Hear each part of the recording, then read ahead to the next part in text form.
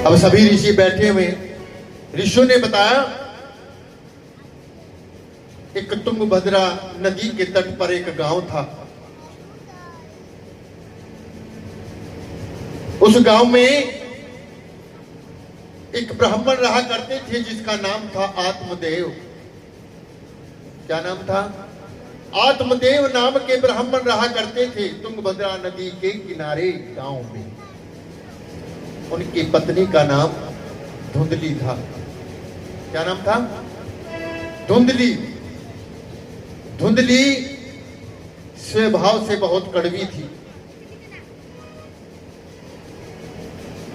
उसकी किसी के भी साथ बनती नहीं थी क्योंकि उसकी वाणी में मिठास नहीं था।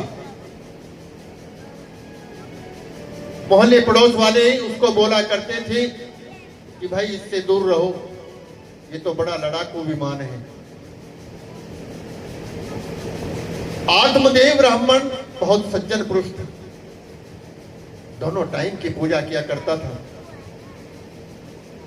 लेकिन वो बहुत दुखी था। एक तो वो जितना भी काम करता था उसको पारिश्रमिक नहीं मिला।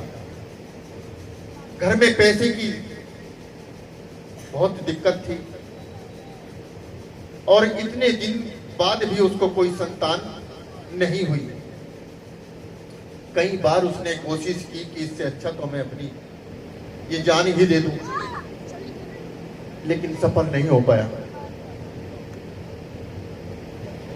उसकी पत्नी उससे लड़ा करती थी, रोज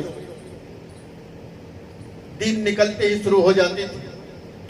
वो बेचारा वहां से निकल जाता था और शाम को ही घर आता था। शाम होते ही घर में फिर कलेश शुरू हो जाता था। एक दिन ब्राह्मण देवता ने सोचा कि बस आज तो मैं अपनी ये जो जीवन लीला है इसको समाप्त ही कर दूंगा।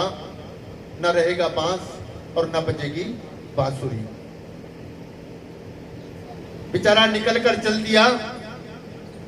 खाने के लिए भी कुछ नहीं था। बहुत बुरी गर्मी पड़ रही थी और थोड़ी दूर चलकर वन था। उस वन में एक कुआं था। उस कुएं के नजदीक जाकर बैठ गया तो क्या देखता है, कुछ ऋषि आ गए वहां पर। उन ऋषियों को देखने से पता लगता था कि बहुत ज्ञानी पुरुष हैं। उन्होंने सबसे पहले खाना खाया जो अपने साथ में लाए हुए थे और खाना खाकर उन्होंने